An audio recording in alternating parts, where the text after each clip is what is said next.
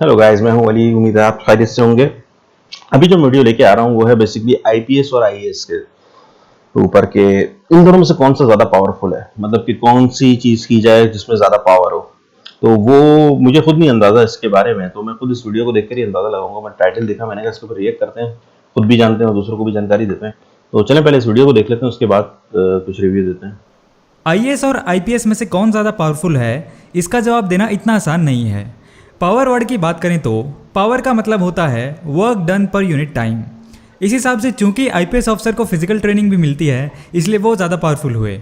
Joke सपाट, power word का यहाँ पे बहुत ब्रॉड मीनिंग है, जैसे authority, control, reputation, influence and impact.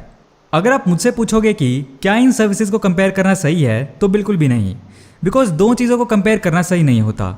As Bill Gates said, don't compare yourself with anyone in this world, you do so you are insulting yourself. हम ये comparison सिर्फ इसलिए कर रहे हैं ताकि जो कन्फ्यूजन है इस चीज़ को लेके कि कौन ज़्यादा पावरफुल है, कौन ओहदे में ऊपर आता है, वगैरह वगैरह, वो सब कन्फ्यूजन हम थोड़ा एड्रेस कर सकें, दूर कर सकें। तो हेलो गाइज, आप देख रहे हैं बेसिक ज्ञान, और इस वीडियो में हम कंपैरिजन करने वाले हैं आईएएस और आईपीएस ऑफिसर का। इन दोनों सर्विसेज को कंपेयर करना इतना सिंपल नहीं है, क्योंकि ये बिल्कुल अलग अलग सर्विसेज हैं। इनमें से हम किसी को भी एक दूसरे से ऊपर नहीं बता सकते। जैसे कि हम जानते हैं, ऑल इंडिया सर्विसेज में 3 सर्विसेज आती हैं, आईएएस, आईपीएस एंड आईएफओएस। अगर ये हायरार्की में एक दूसरे से ऊपर होती तो इनका नाम अलग से नहीं लिया जाता। फॉर एग्जाम्पल, एक इंस्पेक्टर और एसपी में कौन ज़्यादा पावरफुल होता है? हम डायरेक्टली कह सकते हैं एसपी, बिकॉज दोनों सेम डिपार्टमेंट में हैं। बट ये चीज़ हम इतनी डायरेक्टली एसपी, आईपीएस और डीसी, आईएएस के बारे में नहीं कह सकते। जैसा हम जानते हैं कि दोनों सर्विसेज आईएएस, आईपीएस का एंट्रेंस एग्जाम सेम ही होता है, सिविल सर्विसेज एग्जाम, जो यूपीएससी हर साल कंडक्ट करता है, जिसमें इनके अलावा और भी सर्विसेज आती हैं। एग्जाम के बाद सर्विसेज अलॉट होने के बाद इनका 3 मंथ्स का लबाजना में फाउंडेशन कोर्स होता है। उसके बाद की कहानी दोनों सर्विसेज में बिल्कुल अलग अलग होती है। ज़्यादा फैक्चुअल बातें ना करते हुए आते हैं मेन वीडियो के टॉपिक पर कि इन दोनों में से ज़्यादा पावरफुल कौन है। उसके लिए हम इन कंपैरिजन को कुछ डायमेंशन में डिवाइड कर लेते हैं, जैसे opportunity, authority, control, impact, Prestige and salary. अब एक एक करके इन सभी डायमेंशंस में बात करते हैं। अपॉर्चुनिटी, आईएएस में हाईएस्ट पोस्ट होती है कैबिनेट सेक्रेटरी, और आईपीएस में हाईएस्ट पोस्ट होती है सीबीआई डायरेक्टर। दोनों आईएएस और आईपीएस ऑफिसर्स के पास प्रमोशन वाइज और करियर वाइज अच्छी अपॉर्चुनिटीज़ होती हैं। हाईएस्ट लेवल पे बात करें तो जैसे आईएएस में late Shri Naresh Chandra 1956 batch IAS officer, जो आईएएस से as an cabinet secretary highest post in IAS से रिटायर हुए थे, और उन्हें 2007 में सिविल सर्विसेज में India second highest civil honour Padma Vibhushan दिया गया था। और आईपीएस में बात करें तो Shri Ajit Kumar Doval, national security adviser, जिनके बारे में ऑलमोस्ट सभी जानते हैं, आईपीएस में as an CBI director highest post in IPS से रिटायर हुए थे। Next point is authority. IAS officers के पास गवर्नमेंट की अलग अलग ऑर्गेनाइजेशंस और डिपार्टमेंट्स में काम करने का मौका होता है, बट आईपीएस ऑफिसर्स मोर और लेस पुलिसिंग या इंटेलिजेंस डिपार्टमेंट में ही रहते हैं। बट अगर आईएएस को डीएम की जगह कोई और पोस्ट मिलती है, जैसे कि पीएसयू के डायरेक्टर वगैरह की, तो उसमें उनकी अथॉरिटी सिर्फ उस ऑर्गेनाइजेशन तक सीमित हो जाती है। कहने का मतलब ये है कि आईएएस एज अ डीएम यानी डिस्ट्रिक्ट मजिस्ट्रेट बहुत पावरफुल होता है as compare to other post of IAS. As an DM IAS officer के पास बहुत सारे डिपार्टमेंट्स की अथॉरिटी होती है, जैसे land, water resources, electricity department, law and order, tax collection department etcetera. Same level पे आईएएस और आईपीएस ऑफिसर्स जैसे डीएम और SP of a district, SP हमेशा डीएम को रिपोर्ट करता है, और डीएम कभी भी जाके पुलिस स्टेशंस की इंक्वायरी कर सकते हैं। और एक डिस्ट्रिक्ट के एसपी की एसीआर, जिसे अब APAR annual performance appraisal report के नाम से जाना जाता है, जिसके बेस पे ऑफिसर्स को आगे हायर लेवल्स पे प्रमोशन मिलता है, वो उस डिस्ट्रिक्ट का डीएम तैयार करता है। Next point is control. एक आईएएस ऑफिसर के पास बहुत सारे डिपार्टमेंट्स का कंट्रोल होता है। उनका काम मोस्टली एज ए मैनेजर वाला होता है, हर डिपार्टमेंट पे नज़र रखना कि काम ठीक से हो रहा है या नहीं, और अगर नहीं हो रहा है तो उसके खिलाफ लीगल एक्शन लेना। एक आईपीएस ऑफिसर के अंडर हायरार्की वाइज काफ़ी बड़ी पुलिस फोर्स आती है, जिसको वो डायरेक्टली कमांड कर सकता है। आईपीएस ऑफिसर का काम भी हालांकि मैनेजिंग वाला ही होता है, जिसमें बस डिपार्टमेंट उनका फिक्स्ड होता है। बट स्पेशल केसेस में आईपीएस ऑफिसर्स खुद इन्वेस्टिगेशन करते हैं। सुनने में थोड़ा ऐसा लग रहा होगा जैसे डीएम के पास तो आईपीएस के कंपैरिजन में अल्टीमेट पावर्स हैं, बट ऐसा नहीं है। एक एग्जांपल लें तो जैसे एक आईएएस ऑफिसर, सपोज एक डिस्ट्रिक्ट का डीएम, उसके असाइन डिस्ट्रिक्ट के एक पुलिस कांस्टेबल जो कि पुलिस में लोएस्ट रैंक होती है उसको कुछ कमांड करता है और कांस्टेबल मानने से इनकार कर देता है। या फिर मान लो अगर वो कांस्टेबल कोई गलत काम करता है और आईएएस अफसर की उस पर नज़र पड़ जाती है तो क्या डीएम उसको सस्पेंड कर सकते हैं? नहीं, वो बस इतना कर सकते हैं कि उसकी कंप्लेंट डिस्ट्रिक्ट एसपी को कर दें। एक डिस्ट्रिक्ट का डीएम डिस्ट्रिक्ट के अंडर आने वाले ऑलमोस्ट सभी डिपार्टमेंट्स क्लास 3 के लेवल तक के ऑफिशियल्स को सस्पेंड कर सकते हैं, बट पुलिस डिपार्टमेंट से कांस्टेबल का ट्रांसफर भर तक भी नहीं कर सकते। पुलिस डिपार्टमेंट से रिलेटेड ये पावर्स डिस्ट्रिक्ट एसपी के पास होती हैं। अगर मान लो आईएएस अफसर की कंप्लेन के बावजूद भी उस कांस्टेबल के खिलाफ कोई एक्शन लेना है या नहीं, उसकी पावर्स आईपीएस अफसर के पास ही होती है। अगर वो आईएएस अफसर की बात से सहमत नहीं है तो वो एक्शन लेने से मना भी कर सकते हैं। Next point is impact. दोनों ही सर्विसेज पब्लिक सर्विसेज हैं, दोनों के कामों का सोसाइटी पे बड़ा इम्पैक्ट होता है।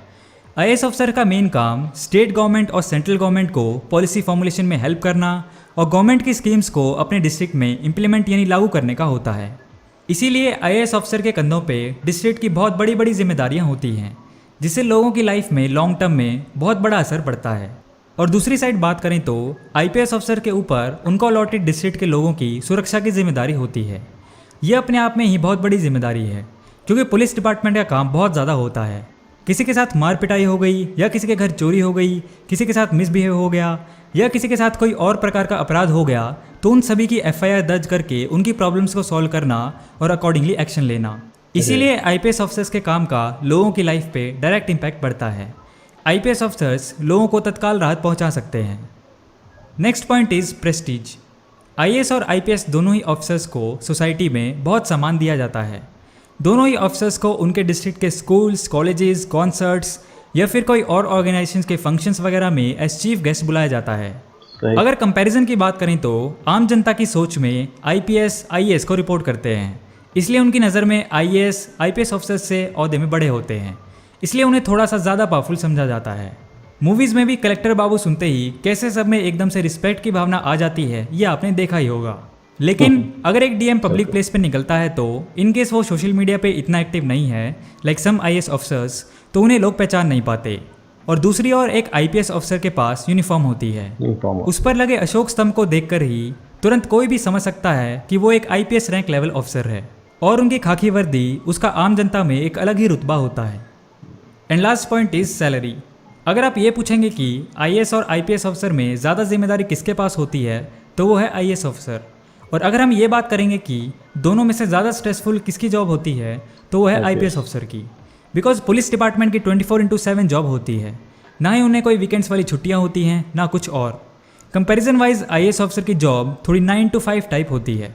अगर इमरजेंसी सिचुएशंस यानी आपातकालीन स्थितियों के अलावा बात करें तो आईएएस ऑफिसर्स को सिर्फ अपने नियमित समय में ही काम करना होता है और उन्हें सरकारी छुट्टियों के बेनिफिट होता है। इन सब के बावजूद आईएएस ऑफिसर की सैलरी हमेशा एक सिमिलर लेवल के आईपीएस ऑफिसर से थोड़ी सी ज़्यादा होती है और उन्हें पर्क्स एंड बेनिफिट्स यानी सरकारी सुविधाओं के लाभ भी कंपैरिजन वाइज थोड़े से ज़्यादा मिलते हैं। अब बात करें कंक्लूजन की, तो ओवरऑल ज़्यादा पावरफुल कौन है? आईएएस एंड आईपीएस दोनों के अपने अपने कुछ प्रोज और कॉन्स हैं। दोनों के पास डिस्ट्रिक्ट लेवल पे अपने अपने डिपार्टमेंट्स में अलग अलग पावर्स हैं। दोनों ही सर्विसेज अपने अपने लेवल पे लोगों की लाइफ में एक अच्छा बदलाव लाने के लिए बहुत बड़ी अपॉर्चुनिटी देती हैं। आईएएस लोगों की लाइफ में लॉन्ग टर्म में इम्पैक्ट लाती हैं और आईपीएस इमीडिएट। जितनी ज़्यादा बड़ी पावर्स मिलती हैं उतने ही उनके पास जिम्मेदारियां होती हैं। आईएएस और आईपीएस में से किसी के पास भी अल्टीमेट पावर नहीं है। दोनों को एक दूसरे को संज्ञान में लेकर के सलाह मशवरा करके मिलकर काम करना पड़ता है। कई बार दोनों में तालमेल ना होने की वजह से विवाद छिड़ सकता है।